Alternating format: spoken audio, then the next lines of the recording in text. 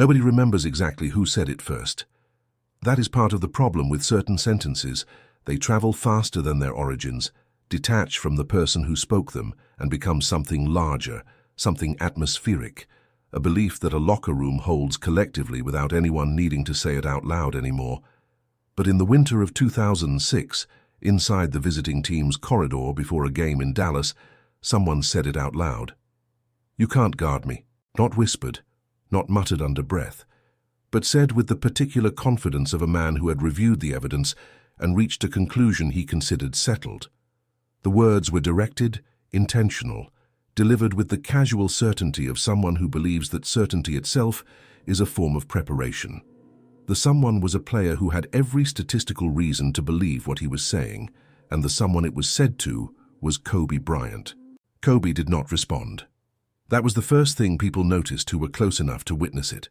Not a smile, not a look, not the micro-expression that athletes develop to communicate without communicating.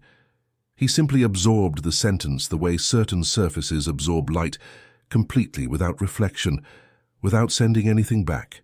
He turned and walked toward the court, and the person who had spoken watched him go and felt in that specific silence something that confidence sometimes produces in the people who project it most loudly, a small and private uncertainty that had not been there before.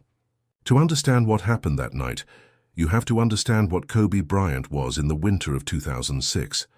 He was 27 years old, and in the middle of a season that would produce one of the most extraordinary individual performances in the history of professional basketball. He was averaging 35 points a game. He had scored 81 points in a single game 2 weeks before this evening, a number that existed in a conversation with Wilt Chamberlain's 100 and with nothing else in the recorded history of the sport. He was playing basketball at a level that the game's language was having difficulty describing, because the language had been built to describe things that had existed before, and what Kobe was doing had not fully existed before.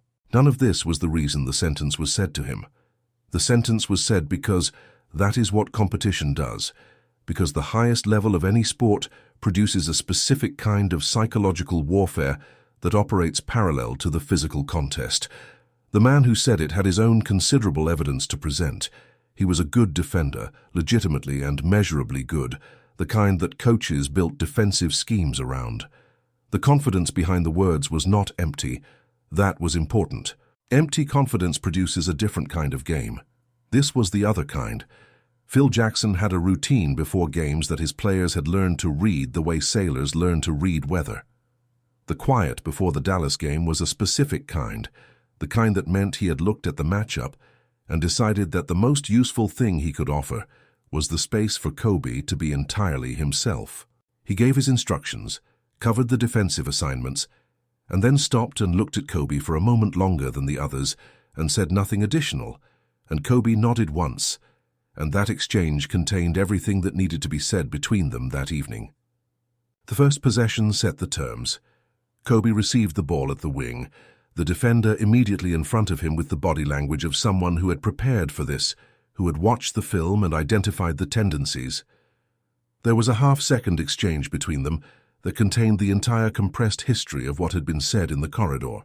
Kobe took one dribble right and stopped, and the defender stopped with him. And then Kobe shifted the weight distribution in his body by a fraction that should not have been visible and was completely visible if you knew how to look. Shifted from right to left in the space between one heartbeat and the next, and he was gone, past the defender at the rim, and the game had begun in the register it would maintain. The thing about guarding Kobe Bryant in the winter of 2006 that the sentence in the corridor had not fully accounted for was not his athleticism, though his athleticism was exceptional. It was not even his shot, which was by any technical measurement one of the most refined in the history of the position. What it had not accounted for was his memory. Kobe remembered everything a defender did, every tendency, every lean, every habit of weight and foot and shoulder angle. He filed it and used it not immediately, not in the obvious way that would allow the defender to adjust, but later, precisely when the filing would be most useful, when the defender had stopped thinking about the tendency because it had not been exploited yet. That was when Kobe used it. That was when the archive opened. By the end of the first quarter, he had 16 points and the defender had made 4 genuine adjustments, and Kobe had noted all four. He was not at this stage defeating the defense. He was educating himself about it. The people who played against him describe this in retirement, when they have enough distance to be honest. They describe a player who seemed to be running a parallel process at all times, competing and studying simultaneously, using the competition as data collection for a level of assault that would arrive later and would be built on everything the earlier competition had revealed. The first quarter was data collection. At halftime, Dallas led by 4. The defender had been genuinely good, had made Kobe work for his points in ways that the film would confirm as sound defensive practice. Sitting in the locker room, he would have had statistical grounds for a kind of satisfaction. The satisfaction was not entirely comfortable. There was something in how the first half had felt from inside the defense, a quality to Kobe's movement that was not desperation, not frustration. It had felt like patience. And patience in a player of that caliber, at halftime with 16 points, is not a comfort. It is a warning. Phil Jackson spoke for 4 minutes at halftime. Defensive rotations, second chance points, transition defense. He did not talk about Kobe.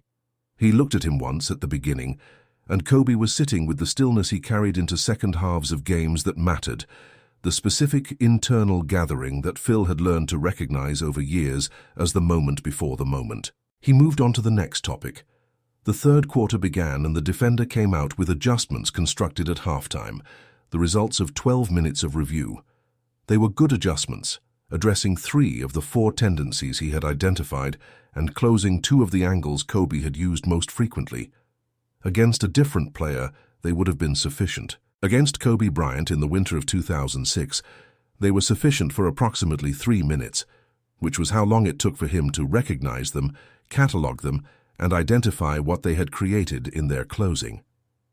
Every defensive adjustment opened something somewhere else. The deficit of these particular adjustments was that the opening they created was on the left baseline, a location the scouting report had characterized as lower percentage based on season averages. The averages were accurate about the player Kobe had been. The player Kobe was in those specific 12 minutes, had been building toward the left baseline since the second possession of the first quarter. He hit the first one from 22 feet with the defender's hand in his face, and a release that suggested the hand was not a variable he had included in his calculation because it was not large enough to matter. He hit the second from 19 feet after a shot fake so complete that the defender left the ground and Kobe waited, held the ball while the defender was in the air, and then rose and shot into a space that had been empty since the fake created it. The arena made the sound that arenas make when they have witnessed something requiring a physical response before a cognitive one. By the end of the third quarter, Kobe had 38 points, and the game had turned, and the Dallas crowd was doing what crowds do when a performance has exceeded the category. They assigned it at tip-off, giving it something between appreciation and submission.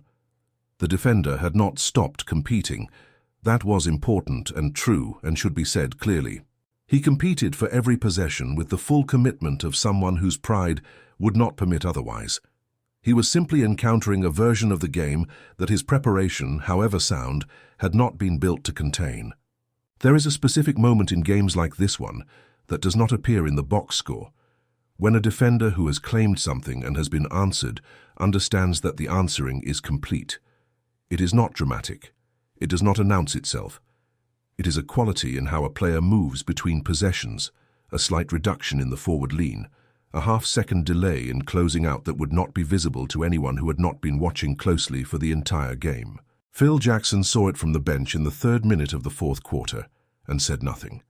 Kobe saw it too from the other end of the floor, in the peripheral awareness that great players carry as a permanent background process, and he filed it for use at the correct moment. The correct moment came with 6 minutes remaining and Dallas down 8. He received the ball at the elbow, the defender closer than he had been all game, compensating with proximity for what angles had failed to provide. Kobe held the ball for 1 second, long enough for the defender to make a decision about weight and commitment. The defender leaned slightly left, a tendency he had shown 3 times in the second quarter.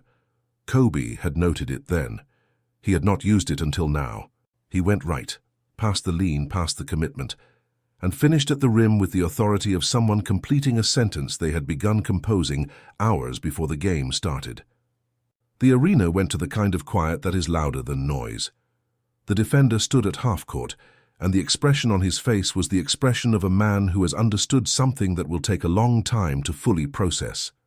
Not defeat exactly, something more specific. The understanding that there is a level of the game that exists beyond preparation, beyond physical gifts, beyond genuine competitive excellence, a level where the player is not reacting to what the defense does, but is authoring what the defense will do and responding to the authored version before it finishes arriving. He had encountered that level and competed against it with everything he had and been insufficient, and the insufficiency had nothing to do with weakness. After the game, in the corridor where the words had been spoken before tip-off, there was no symmetrical exchange, no final sentence, no acknowledgement, no moment of direct resolution. Kobe walked past and the defender was there, and they were two professionals after a professional game, and the game itself had been the conversation, and the conversation was complete. What Kobe said to reporters was brief and without the quality of someone aware of having proved a point.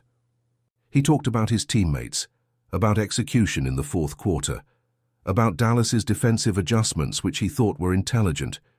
He was asked about his performance, and he said the shots were falling, which was the most reduced possible description of what had occurred, and was therefore in its reduction entirely characteristic. Phil Jackson drove back to the hotel in the silence he kept after games, where the right response was to let what had happened continue happening inside the people who witnessed it, without interrupting it with language.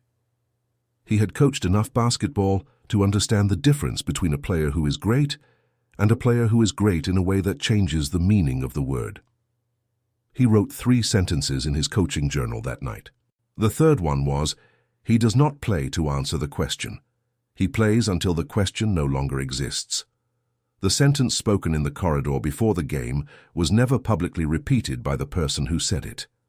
Not because it was not said, but because certain sentences, once answered, lose the weight that made them worth saying. They become historical rather than present, evidence of a moment before the answer, rather than a claim with ongoing relevance. The answer had been delivered over 48 minutes, in a building full of witnesses, in the only language that matters at the highest level of competition, not words, not posturing, not the psychological warfare of corridors and pre-game rituals, delivered in the game itself, in every possession and every decision and every moment where the defense had prepared correctly and been insufficient anyway, delivered by someone who had never, not once, between the corridor and the final buzzer, felt the need to say a single word in response.